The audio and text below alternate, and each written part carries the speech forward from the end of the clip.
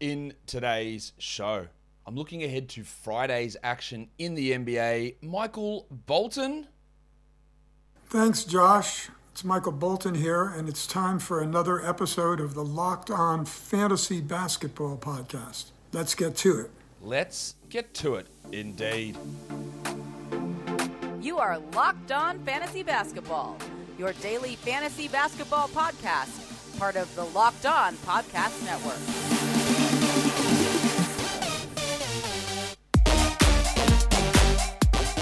Hello and welcome to the Locked On Fantasy Basketball Podcast, brought to you by Basketball Monster. My name is Josh Lloyd and I am the lead fantasy analyst at basketballmonster.com and at Yahoo Sports Australia. And you can find me on Twitter, as always, at redrock_bball and on Instagram at Locked On Fantasy Basketball. Thank you for making Locked On Fantasy Basketball your first listen every day. We are free and available on all platforms. Here we are, 11 games for Friday. Let's get it on, Gilly. All right. Lakers Magic. Frank Vogel gets to take on his former team 2 games in a row. Well, I assume Frank Vogel will be taking on his former team. Apparently not getting fired just yet. Let's watch Russell Westbrook because he did not close the game for the Lakers last time out. And Vogel, post-game, said, hey, I just want to play the players who are going to help me win. And while that seems harsh, it's probably true. Probably don't need to say that in the media, Frank. And while the Lakers' problems aren't all Frank Vogel, he does not help a lot of the time. It's a multidisciplinary failure, I would say, between front office, ownership, coaching, and players. Can Westbrook bounce back? Can he get his field goal percentage above 30? Can he play over 30 minutes? Because he didn't do that last game. And I've got Dwight Howard in there. I'm not really watching him for fantasy, but I'm more watching to see whether he's going to actually start or not. He started last game, played like 13 minutes, and they went away from centers altogether. It makes literally no sense to do any of this stuff that Vogel does in terms of those rotations. Does Howard even play in the game? What is his role, and how does that impact other guys? For the Magic, I think Jalen Suggs is starting to look pretty good. And we saw last game he started and his minutes pushed up, and I expect him to continue starting, and I expect him to be a 12-team league guy as we move forward from here. So hopefully we get some more consistency than we saw earlier in the season from Suggsy, and he starts to rack up some good numbers. And I've been relatively impressed since coming back from thumb surgery. I've been less impressed recently with Cole Anthony, who has really dropped off. Let's get his usage back up. Let's get that efficiency back up. But if it doesn't, then we really do need to start reassessing where he sits rest of season. We're holding, we're buying low, but we want to just see what's going on with him at the moment, I think. The Clippers, they are taking on the Philadelphia 76ers, and last game with Marcus Morris out, and I did hear his weird rumor, I don't know how true it is, that Morris didn't play the game against Nuggets for personal reasons because he couldn't be guaranteed not to go and cheap shot Nikola Jokic. Cheap shot is my word. To retaliate against Nikola Jokic, so he just didn't play. So we'll see if he returns for this game. We'll see if there's any truth to that rumor. But without Morris, they started Serge Ibaka at power forward, meaning that Zubac's minutes went up. He played almost 40 minutes and put up probably his best game for the season. But if they go back to the 3-center rotation, where does Zubac sit? And then we're going to watch the Farmers Union, Amir Coffey. Luke Kennard is back. Coffey's production did drop last game, which we thought it would with Kennard back. But where does he fit now? I assume he continues starting, but the Coffey, Mann, Kennard, even BJ Boston rotation, and then you add back in Paul George eventually, maybe. Nick Batum will come back. Where does that all fit? That's going to be the big question, isn't it? For the Sixers, Danny Green, Matisse Thybulle, Shake Milton. We're probably having at least 2 of those guys out. Green, we're not sure of. Does that mean that Korkmaz gets another start? Because they started Charlie Brown last game and then pulled his ass off at halftime and started Korkmaz. Korkmaz can be at least a solid enough streamer, especially for 14-teamers. And then the Thick Hogsman. I think I am a TH? T to the H! Yeah, TH for life. Tobias Harris got it on track last game against the Magic, but that is against the Magic. Now he takes on another one of his former teams in the Clippers.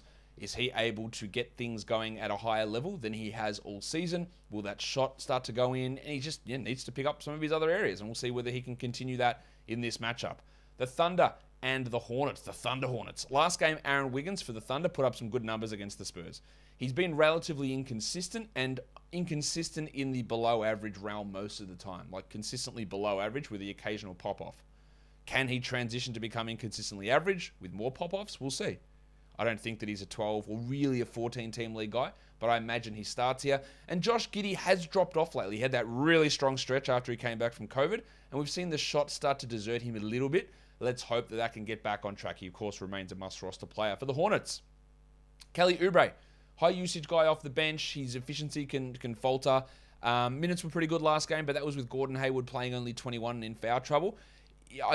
When the team is healthy, I fail to see Oubre as this guaranteed must-roster guy. He is absolutely fine to have, and he's shooting the ball really well this season, but let's see where he fits. And then with PJ Washington Jr. struggling and now hurt again, Mason Plumlee's minutes have gone up. Now, he hasn't really turned that into big production necessarily, but at least there is an opportunity for Plumlee to become maybe a 12-team league streamer. Maybe. The Heat and the Hawks. Last game, Caleb Martin put up some really good numbers. There's Tyler Hero in the COVID protocols. Kyle Lowry's missed the last couple due to personal reasons. But I think one of the largest reasons behind Martin's big performance last game was the fact that Jimmy Butler was ejected in the first half. So can Martin produce at that similar level if Butler plays the whole game? I have my doubts. Bam Adebayo put together some really big defensive numbers last game. His usage also went up without Kyle Lowry. He's been really good. Although he was really good in that game coming back. Is the defensive stuff from Bam surging back up? Probably not to that level that we saw last game, but yeah, he's been disappointing with the shot blocks this year. Steals have been up, but shot blocks have been down. Let's see where he fits on this team. Well, for the Hawks, with Bogdan Bogdanovic dealing with knee issues, and he's currently questionable for this game, we've seen both DeAndre Hunter and Kevin Huerter get a boost in their minutes, as well as the Italian cock, Danilo Gallinari. Hands off my cock! Hunter's shooting the ball really well and his usage is up. And at the moment, he is a 12-team league guy. I do have worries about his lack of rebounds, assists, steals, and blocks. And when that shooting drops off, then the lines will look pretty empty. But for now, yes, he is clearly a 12-team league guy. The Bogdanovic impact will be something for us to monitor, though, to see how those minutes do get distributed and the shot attempts get distributed. But BetOnline's distributing happy new betting years all over the shop. They are just telling happy betting new year to whoever wants to hear it because they are the #1 spot for all of your sports wagering action for 2022. It's a new year, so it's the new updated desktop site, or you can use the mobile site, which is looking sparkling as well. So go over there, use our code LOCKEDON, make your first deposit, and get a 50% welcome deposit match bonus. From basketball to football, the NHL, boxing, UFC, or right to your favorite Vegas casino games. Don't wait and take advantage of all of the fantastic offers available for 2022. BetOnline is the fastest and easiest way to bet on all of your favorite sports. BetOnline is where the game starts. Next game we look at is the Trailblazers and the Celtics. CJ McCollum, weirdly, he's been really shit at free throws this year. Is he going to be able to improve that? He's never been the best free throw shooter, but he's actually actively hurting in free throw percentage this season. So his minutes are fine at the moment after coming back, and the numbers look all right, but that free throw is a worry. And then with Larry Nance, assuming where Larry Nance is going to be at, I don't expect Larry Nance back at all in January. We're going to get big Robert Covington minutes. His field goal percentage was way off last game, but with the minutes being sky high and also helping that Nasir Little's now hurt and Cody Zeller might not play, that we look at Covington as a clear 12-team guy with those players out, and we'll see where that goes as we move forward. While for Boston, Dennis Schroeder, it's like clockwork. We have Marcus Smart go out and Schroeder's minutes go up and his production goes up. And then we'll see if Smart returns as to where Schroeder's minutes look or what they look like, because he had struggled really before Smart went out. He played pretty low minutes in a lot of those games with Smart sidelined. He had 21 and 16 in some of those games without Smart. Yeah, that's not great, and I think you become a drop. Jason Tatum, we just want to watch to see, can some shots go in? Please, can some shots go in? Because he's really, really struggled at times this season, and sometimes he plays really well, and he's still a top 20, 25 player this year, but the field goal percentage has been a disaster for most of the year. Of course, we've got the news about Lonzo Ball and the surgery on his knee, so Ayo Dosunmu, he's going to play a lot. Now, his shooting numbers have been ridiculous, Dosunmu, but that is not likely to continue, but the minutes are. The assist opportunities are going to be there for him, and he is a 12-team league player at the moment. The same goes for Kobe White.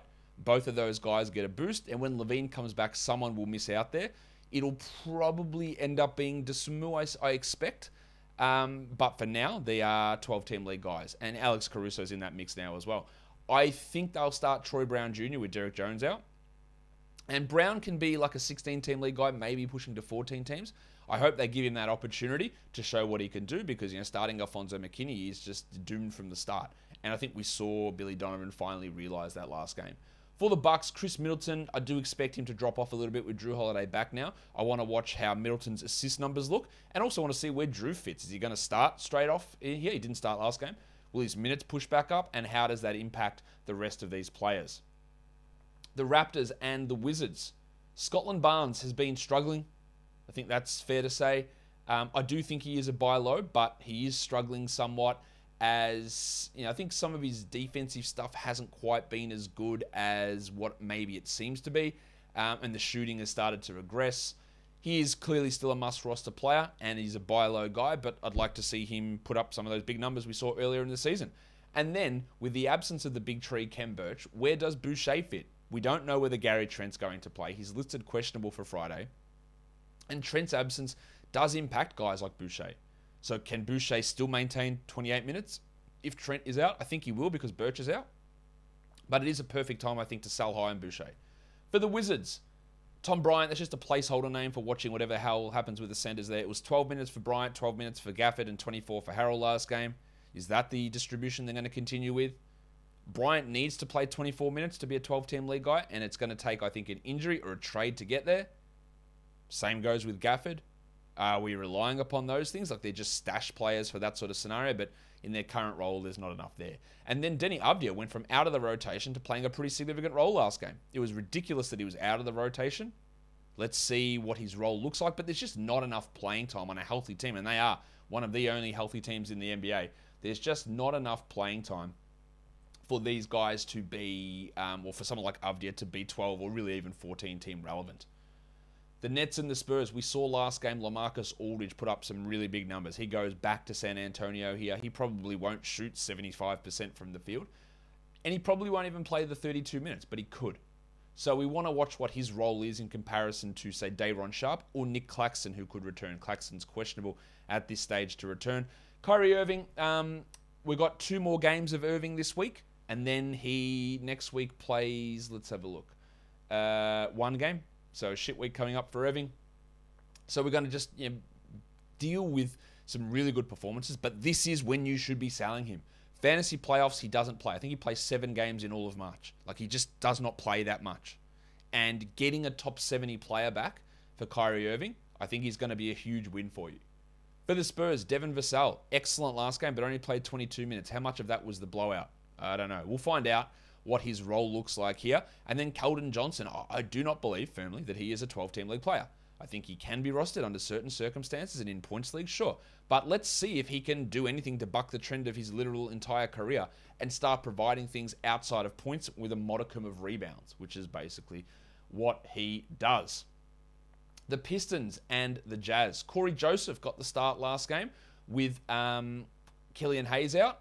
Even if he doesn't start, there's going to be some minutes there for Joseph. He played 37 last game, so that's obviously making him an interesting stream option if we do hear that Hayes is sidelined, which we don't know about Killian Hayes just at this point. And then Kelly Olynyk, who I think is absolutely a must-roster player, played only 22 minutes last game, but yeah, does that push up?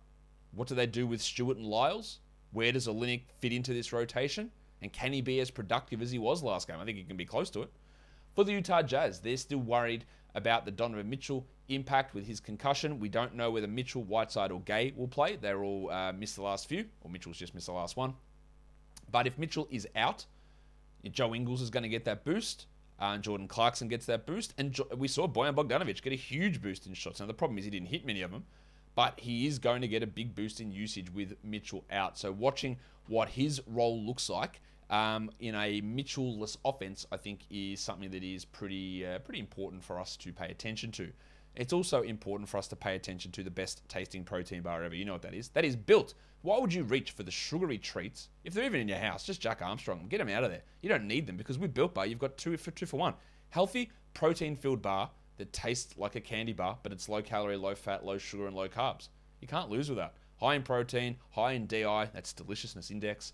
Get your tastes in there. Cookies and cream, coconut, orange, chocolate, mint brownie, salted caramel, plus all of the SE flavors as well. over at built.com. So head to built.com. Use the promo code LOCKED15, that's LOCKED15, to get your hands on boxes and boxes of Built Bar at 15% off. Built Bar is built different. The next game we take a look at is the Grizzlies and the Nuggets. I want to watch Brandon Clark. Without Kyle Anderson, Clark is putting up some really good numbers, and he is a clear 12-team must-roster player. Where he fits on a fully healthy team, I'm not sure, but he is much, much better than what he was last year, more akin to Brandon Clark rookie season. And then Zaire Williams, who I expect is going to start again with Bane and Brooks out. He was pretty poor with his shooting numbers last game. He's not really pushing into 12-team discussions or even 14-team league discussions, but maybe he can change my mind if he does something other than shoot and miss a lot. Let's see where he fits. And then for the Nuggets, the big stiffy Bones Highland had played 30+, and then he barely played, like 15 minutes. Monty Morris played a lot, and Facu and Rivers were pushed out of the rotation, and now we have the possibility that Bryn Forbes returns. Well, they weren't pushed out of the rotation. They played sub 10 minutes. So Forbes might play. So where does Highland fit? Who loses out? Does Facu sit? Does Rivers sit? Do they both sit? Does Morris play 39 minutes again? Morris's numbers are all over the place at the moment, and I don't think he's more than a stream 12-team league player, but if you go by what he did last game, he looked excellent.